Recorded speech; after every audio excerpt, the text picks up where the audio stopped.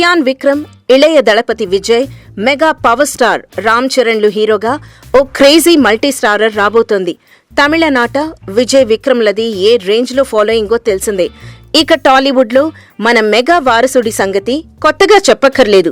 ఈ ముగ్గురి కలయికలో క్రియేటివ్ డైరెక్టర్ మణిరత్నం ఓ సినిమా చేయబోతున్నాడు.